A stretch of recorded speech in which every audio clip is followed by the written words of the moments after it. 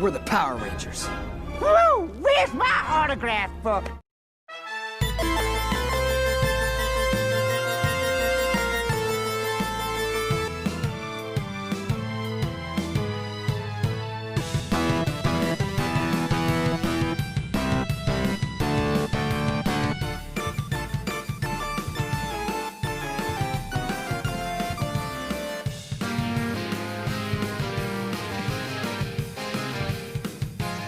The Mighty Morphin Power Rangers was the last big craze of my childhood, because after that I was really getting too big for toys. But what drew me to the Power Rangers was it that amazing intro sequence? Go, go,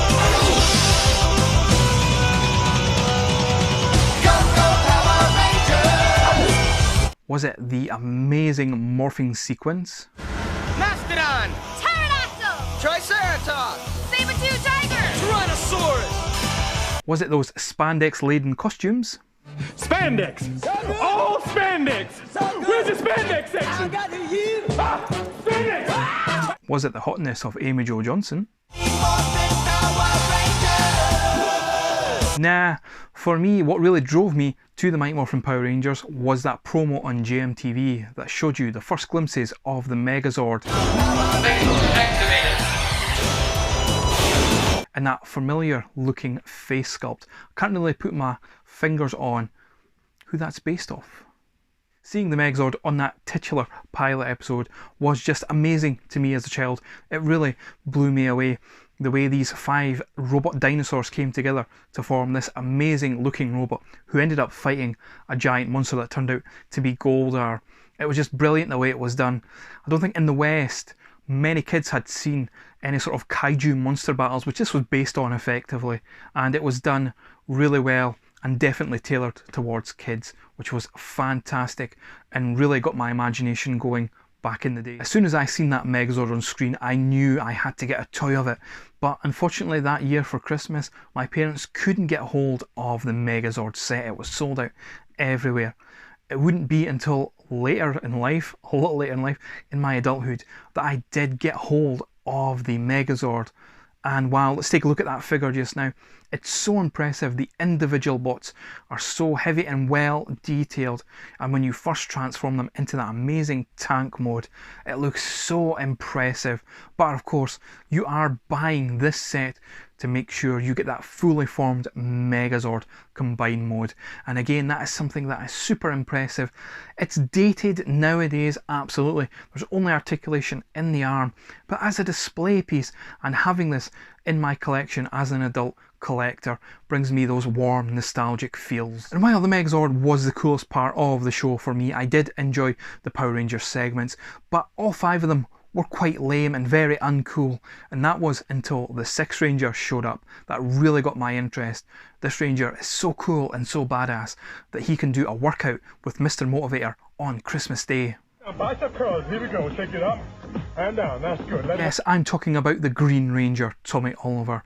He had such an amazing suit design, it differed from the Rangers. He did not have those diamond accents on the boots or on the arms. He had his own triangular dragon darts. He had that amazing gold shield as well that separated him from the Ranger pack. He was so badass, he fought the Rangers single-handedly multiple times. He trashed the command center. Rita made him grow, and he fought the Megazord without the aid of his own Zord. To say that he's my favourite character is a bit of an understatement if we just have a look at all the Green Ranger figures in my collection that you can see here. There's so many of them, and I still need to get more, but of all the Green Ranger figures in my collection right now, the one that I cherish the most is the Green Ranger with the flip head.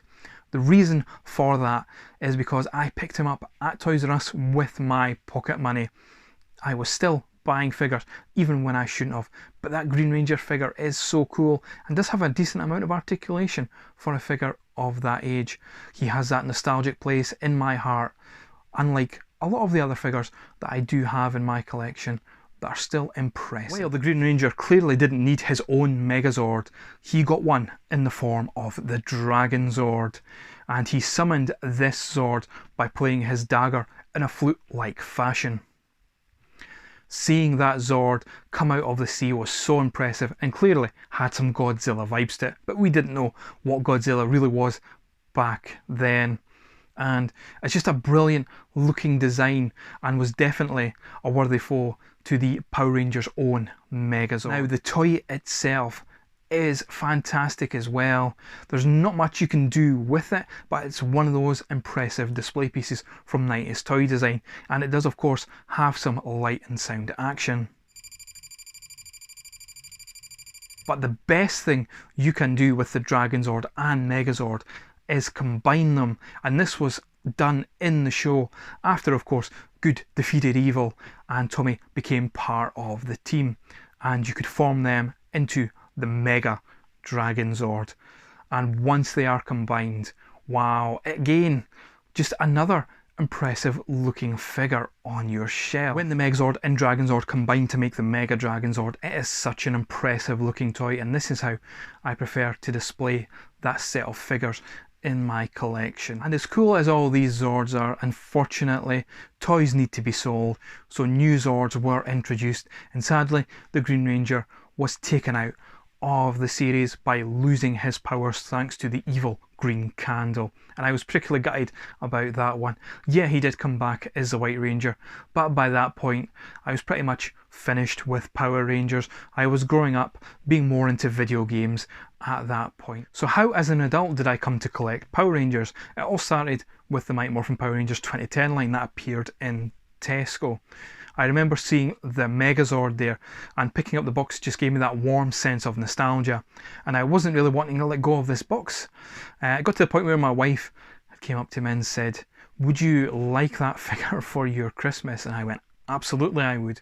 And then I was discussing this with people in the Transformers community, and a guy called Martin Cull said to me, "Would you like the original Megazord?" And we sorted out through a few trades of Transformer figures, and I was so happy to get a hold of the original Megazord that Christmas. And he also hooked me up with the Dragonzord that same year. I remember just being in Iceland doing the food shopping, and I got a call from him saying, "Hey, they've got a Dragonzord here at this toy fair, would you like me to pick it up? It'll be X amount." My wife went, "Yeah, just get it." So my wife not only got me the 2010 Megazord for Christmas that year, but as well as the original Dragonzord. And that was an amazing Christmas, getting all that nostalgia in one go. A lot of the figures that I have in my collection when it comes to the Green Ranger are Christmas presents from a lot of people. And it just shows you, even though we mostly are in this game for Transformers with the people I interact with, they're still so generous and so giving and able to find those figures that you thought were maybe lost to the mists of childhood time. Thank you very much for watching this video as part of Blast from the Past. I hope you are enjoying the rest of the videos from the guys, and please do keep watching throughout the rest of the day and enjoy the fun.